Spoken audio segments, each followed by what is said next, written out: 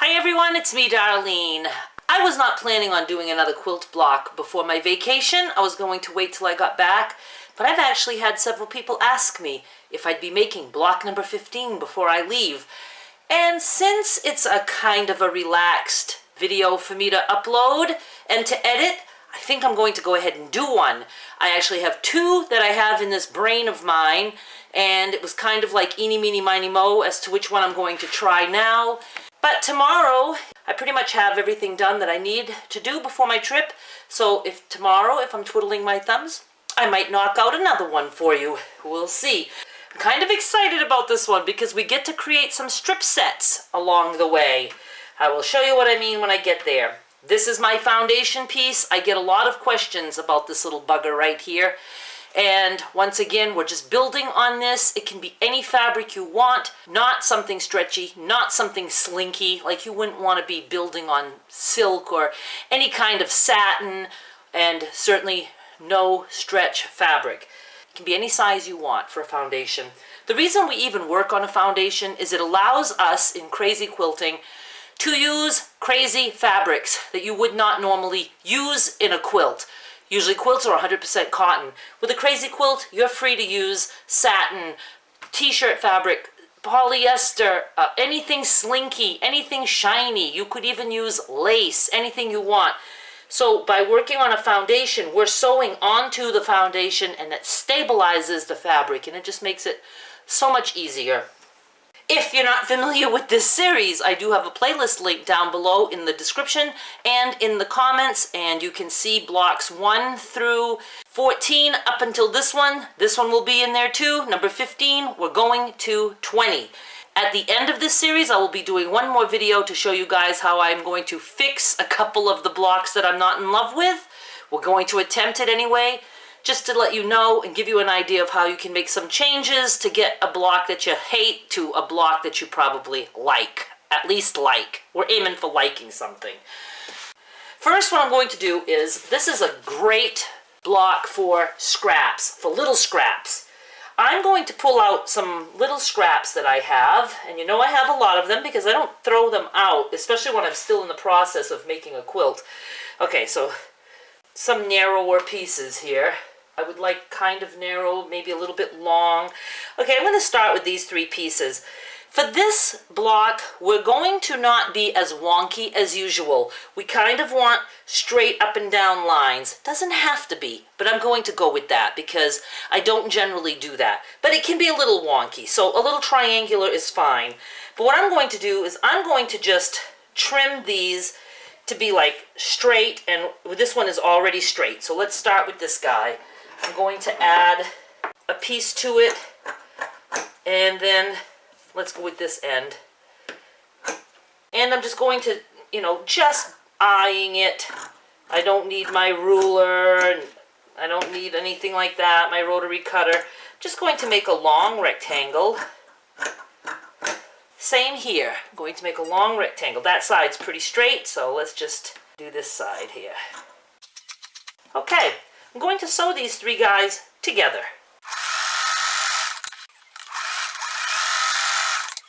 And I have ended up with a piece like this. Now I'm going to go ahead and try to make a few more strip sets. And again, I'm not going to be concerned about how long they are or how wide the pieces are in there. It's just going to give us a little jump start on what's to come. It'll make the actual block a little bit easier to construct. So for instance, oh, there's a big cut in there. Let's get rid of that. That can go there, and let's just make it this wide. We can add a piece of this. And I can make it as wide or as narrow as I want. I'm actually going to make this one more narrow. And it can be just 2, it can be 3, it can be 4 if you want. I'm going to do those like that.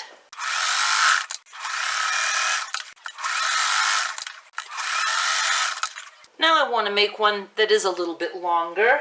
And I can use my rotary cutter without, a ruler, and just cut a straight line, as straight as you can. Good enough. No worries. No fears. Ooh, is this going to fit? It is. Okay. Let's just do those 2 for this one. And at this point, I'm going to stop with this. I don't know necessarily how many I'll need. You don't even have to do this step. You can just build your block as you go. But I wanted to show you that you also have this option. So I'm going to take my foundation now, and we're going to have a four-sided center. It can be square, it can be rectangle. I could start with this if I wanted, or I could start with a piece of this, like I could make it a smaller square if I want. Or I could start with something totally different that I have, like this pink flower. Let's go with this pink flower. I'm going to just press it. I'm just going to square this off by eyeballing it. Square enough for me. It's up to you if you want it in the center or not. Really doesn't matter. But now we're just going to build on this piece any way we want. We don't have to go start here and then go here and then go here and then go here. We can do 3 rows here if we want, and then do 1 row here and then 2 rows this way. You just build any direction that you want. And that's why I had us put some pieces together just to make it a little bit easier. Like if you want to build 2 rows here, instead of going to do 2 rows, instead of sewing one fabric down and coming back and then putting the other one down, we've already got 2 rows ready to go there. So how about we do that? Well, that's backwards. How about, let's go this way. How about we do that?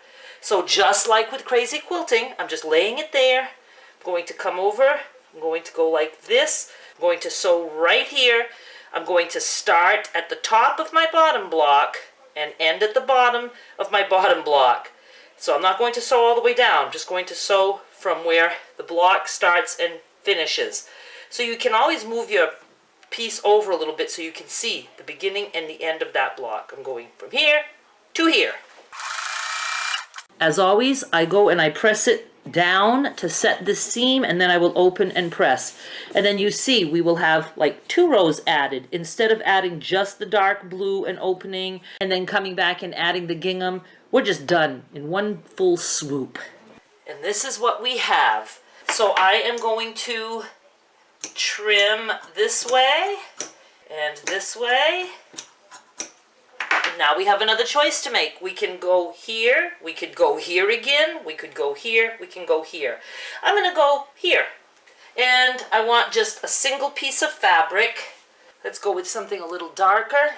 So I'm going to go ahead and cut that selvage off. And I'm just going to press this. And it's up to you at this point. You can trim it now if you want. I'm not going to. I'm just going to flip it here and sew right here. Then I will decide how much of this I want to leave on there. This is what we have. So let's see. I'm going to make it not too wide. I feel like having more narrow and a lot of colors this time around. Since that fits right there, I'm going to go ahead and sew that there. Now we have this piece added to here. I'm just going to trim right here. Pretty cool. Now I'm going to work here, and then I'm going to do some stuff on this side. I'm going to try now to just build and not talk so I don't have to do as much editing.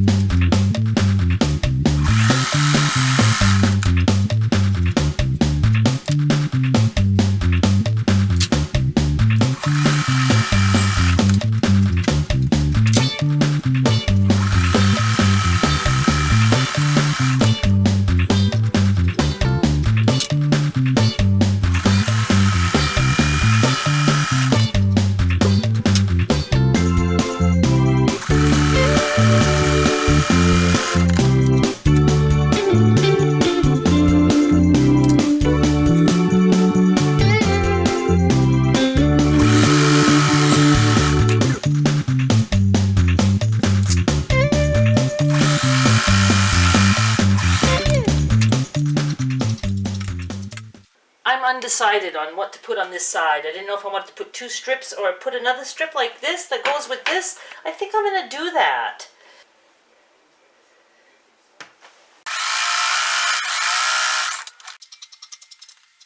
Let's go ahead and square this off at 13 inches.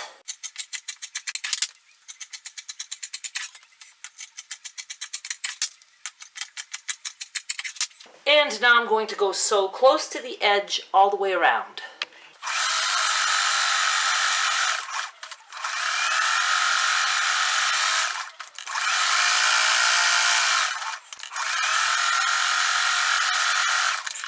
Now let's see what we have.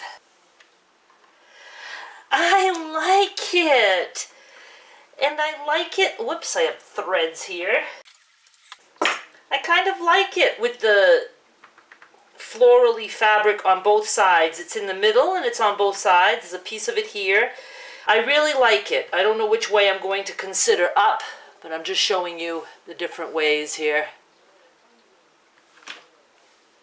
And I do like it very much. I am going to say, making these strip sets, absolutely not necessary.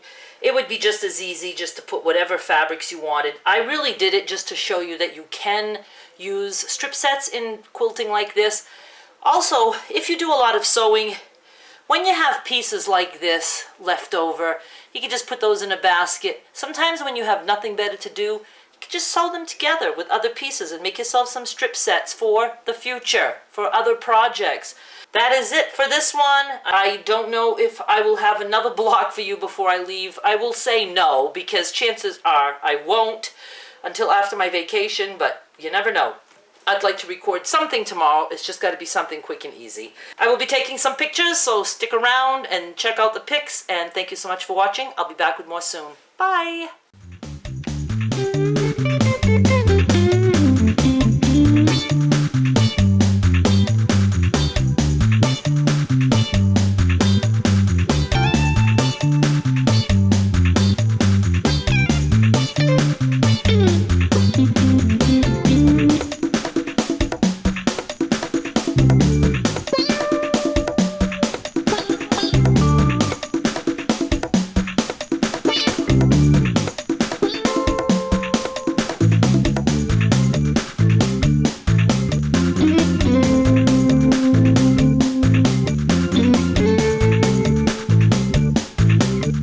I have lots of other videos for your viewing pleasure, but at the top right is the playlist for this particular series if you'd like to go see the other blocks that I have made so far. And please subscribe. I'm begging you. I'd appreciate it. Bye!